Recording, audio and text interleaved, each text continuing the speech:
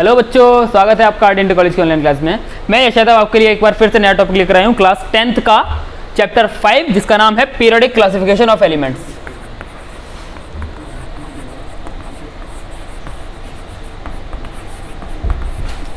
Classification of elements, periodic classification of elements, इसे हिंदी में बोलते हैं तत्वों का आवर्ती वर्गीकरण। ठीक है, तत्वों का आवर्ती वर्गीकरण। इसमें क्या पढ़ेंगे हम? इसमें पढ़ेंगे पीरियोडिक टेबल जो है वो कहाँ से शुरू हुई और आज हमारे सामने जिस फॉर्म में है वो कैसे आई यहाँ तक। ठीक है, तो सबसे पहले देखते हैं पीरियोडिक टेबल की जरूरत पड़ी क्यों हमें जो आवर्त सारणी हम जो पढ़ते हैं उसकी जरूरत पड़ी क्यों। ऐसा था कुछ 18वीं शताब्दी में, 18वीं शताब्दी की शुरुआत में केवल 30 तत्व हमें ज्ञात थे। ठीक है, केवल 30 तत्वों के बारे में पता था और 19वीं शताब्दी तक ये 19वीं नहीं 1863 तक तत्वों की संख्या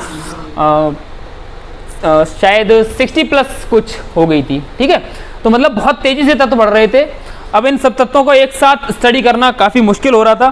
ठीक है, तो फिर साइंटिस्ट जितने भी थे उन्होंने सोचा कि कोई ऐसा मेथड निकालें जिससे कि जो जितने भी एलिमेंट्स हैं सबको इजीली पढ़ सकें हम। ठीक है, तो धीरे धीरे शुरुआत की पीरियोडिक टेबल बनाने की बारे में सोचा लोगों ने।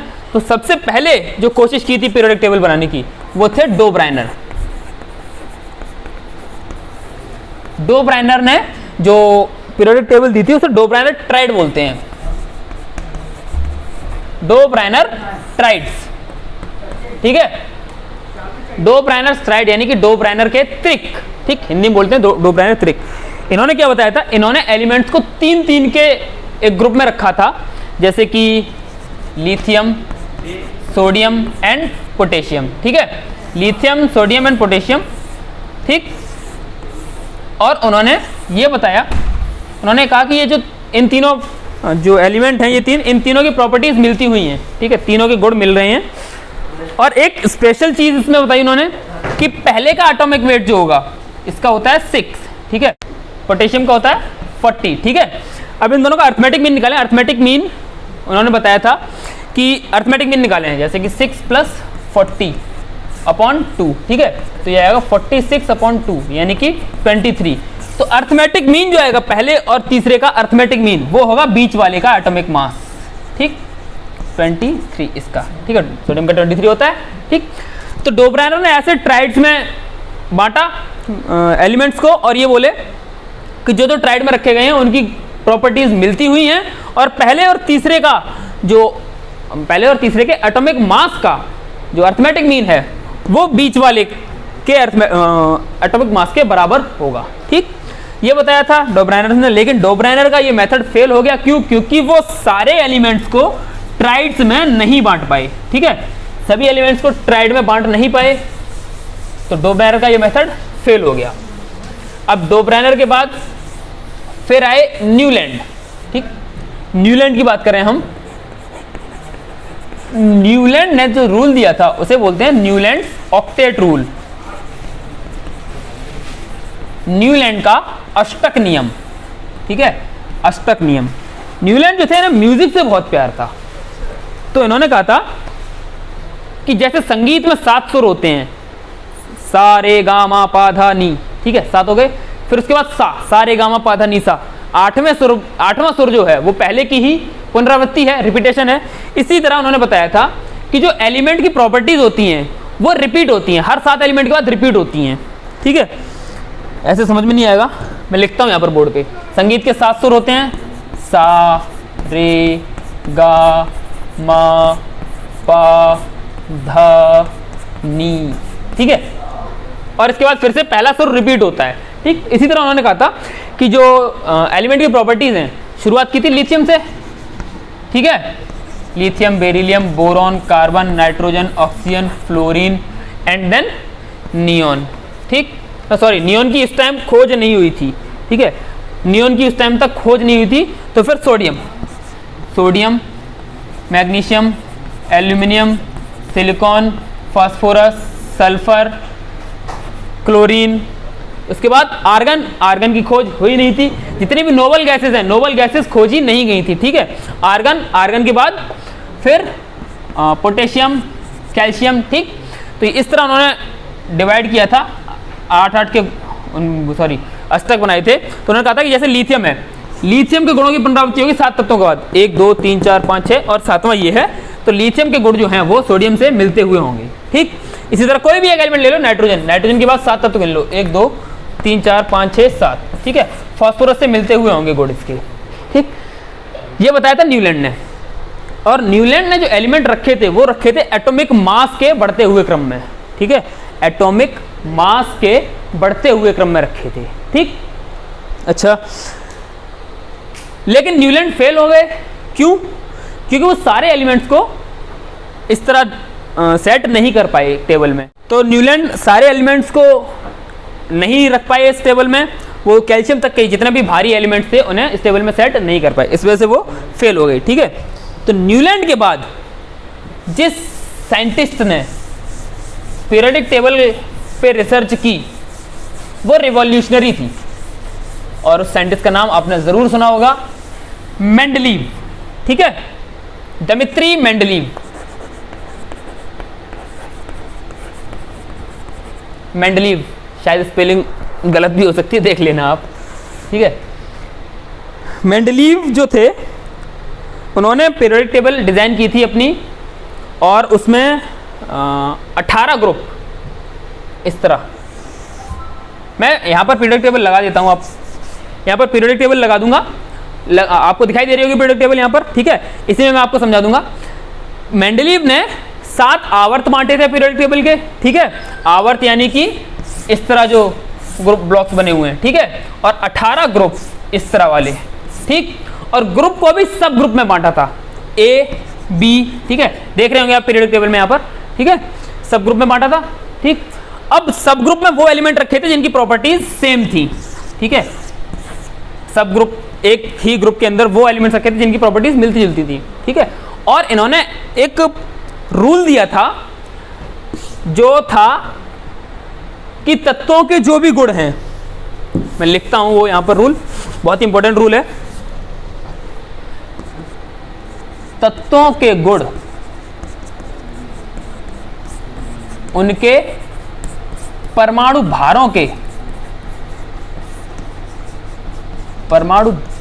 के आवर्ती फलन हैं। आवर्ती फलन हैं, ठीक है। इंग्लिश में अगर लिखूं, properties of elements are periodic function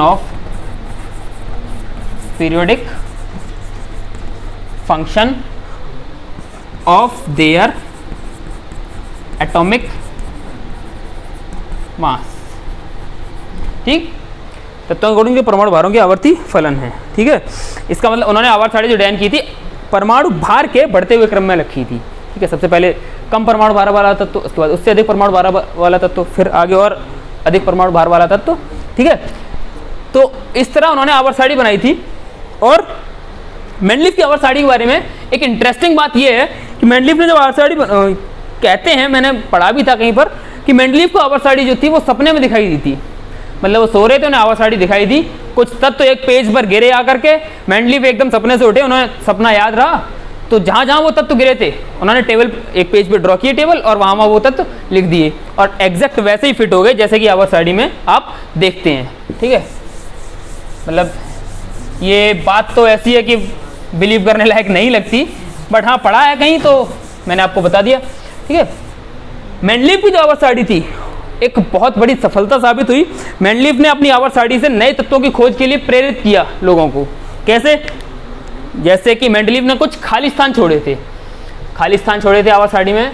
जैसे मैं एग्जांपल के लिए आपको बताऊं,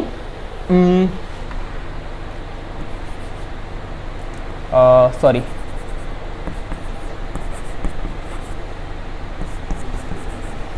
ठीक है, ये बेरियम, एल्यूमिनियम, इसके बाद खाली जगह थी इंडियम और टेल्यूरियम, ठीक है, सॉरी ये थैलियम, और उसके बाद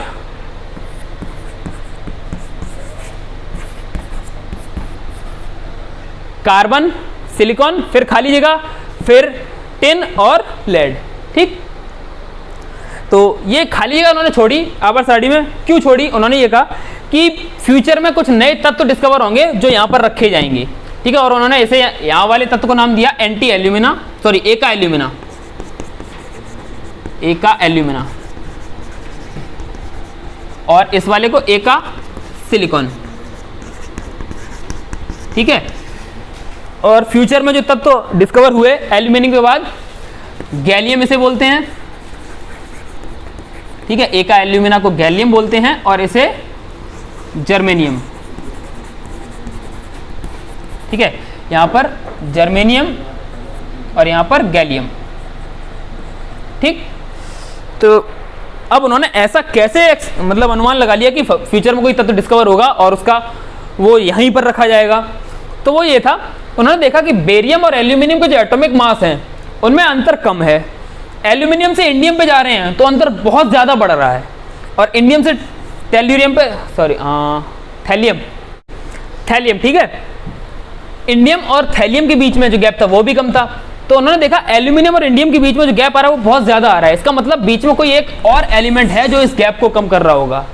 इस वजह से उन्होंने गैस लगाया कि यहाँ पर जो है एक दूसरा एलिमेंट आएगा, फ्यूचर में जो डिस्कवर होगा वो यहाँ रखा जाएगा। ठीक है, इसी तरह उन्होंने आवर सारणी में खाली जगह छोड़ी थी और साइंटिस्ट को प्रेरित किया कि और तत्व की खोज करें। वो मतलब सभी ने सोचा होगा खाली जगह छोड़ी है तो क्या मेंडलीव ने सही किया है या नहीं, तो उसके लिए एलिमेंट्स की खोज की गई और बाद में जो एलिमेंट निकला वो यहाँ पर फिट हो गया करके, उसकी प्रॉपर्टीज भी इसी ग्रुप से मिलती हुई थी। ठीक है, लेकिन मेंडलीव जो थे उस टाइम तक सबसे ज़बरदस्त पीरियोडिक टेबल जो दी थी वो मेंडलीव ने दी थी। उनकी पीरियोडिक टेबल बहुत ही सक्सेसफुल हुई, लेकिन उसमें भी कुछ कमियां रह गई। अरे हाँ, एक चीज़ और मैं आपको बताना भूल गया, यहाँ पर मेंडलीव के साथ साथ एक साइंटिस्ट और थे, लोथर मेयर। ठीक है, लोथर मेयर। ठीक, मेंडलीव रूस के थे और लोथर मेयर शायद फ्रांस या जर्मन साइंटिस्ट थे। तो ये रिसर्च कर, ये भी मेंडलीव रिसर्च कर रहे थे पीरियोडिक टेबल पे, साथ साथ लोथर मेयर भी रिसर्च कर रहे थे पीरियोडिक टेबल पे।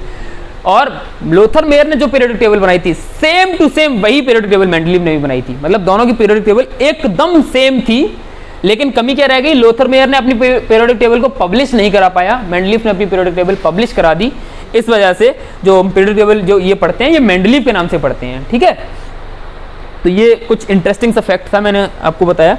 ठीक है, उसके बाद मेंडलीव की आवर सारणी में कुछ कमियां रह गई जिसकी वजह से मेंडलीव की आवर सारणी फेल हो गई। कमियां क्या थी, चलिए कमियों पे बात करते हैं। सबसे पहली चीज, आइसोटोप्स आपने पढ़े होंगे, आइसोटोप्स, आइसोबार्स। ठीक है, समस्थानिक और समभारिक। ठीक, तो समस्थानिक क्या होते हैं, आइसोटोप्स क्या होते हैं, जिनका एटॉमिक मास अलग अलग होता है और atomic weight, sorry atomic number, ठीक है, परमाणु क्रमांक समान होता है। ठीक, तो एटॉमिक मास अलग होता है और एटॉमिक नंबर सेम होता है। हाइड्रोजन के 3 आइसोटोप्स होते हैं, hydrogen, deuterium and tritium, 1H1, 1D2, 1T3। ठीक है, अब एटॉमिक मास के बढ़ते हुए क्रम में अगर पीरियोडिक टेबल बना रहे हैं आप, तो फिर हाइड्रोजन पहले रखा जाएगा, उसके बाद ड्यूटेरियम आएगा, उसके बाद ट्राइटियम आएगा। ठीक है, क्योंकि एटॉमिक मास बढ़ रहा है, लेकिन वहां पर इसके इन दोनों के लिए जगह ही नहीं थी। ठीक है, इसी तरह और भी जितने भी एलिमेंट्स हैं, किसी के भी आइसोटोप के लिए जगह नहीं छोड़ी थी पीरियोडिक टेबल में। ठीक है, एक तो ये कमी रह गई।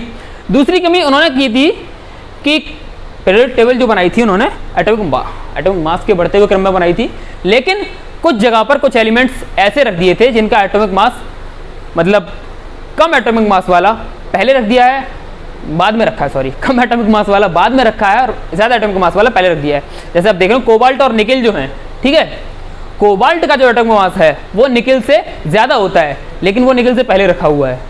ठीक, तो ये भी एक कमी थी। ठीक है, और जो उन्होंने सब ग्रुप बनाए थे, देख रहे होंगे आप, यहाँ पर मैं आपको इंडिकेट कर रहा हूँ, सब ग्रुप जो बनाए थे उनमें भी कुछ एलिमेंट्स ऐसे रख दिए थे जिनकी प्रॉपर्टीज मिलती जुलती नहीं थी। ठीक है, तो ये कुछ कमियां थी मेंडलीव की पीरियोडिक टेबल में, जिन्हें बाद में दूर किया गया। किसने दूर किया गया, किसने दूर किया, हेनरी मोजले। ठीक है, हेनरी मोजले ने मेंडलीव की पीरियोडिक टेबल की कमियों को दूर किया। उनके साथ में नील्स बोर और बरी जैसे साइंटिस्ट की भी एक टीम रही। ठीक ठीक है, जिन्होंने मिलकर के जो नई पीरियोडिक टेबल बनाई जिसे हम बोलते हैं मॉडर्न पीरियोडिक टेबल। ठीक है, दीर्घाकार आवर्त सारणी, जो कि आज आप पढ़ते हैं बुक्स में। ठीक, तो मॉडर्न पीरियोडिक टेबल के बारे में बात करेंगे हम अगली वीडियो में। तब तक के लिए बने रहिए हमारे साथ। धन्यवाद।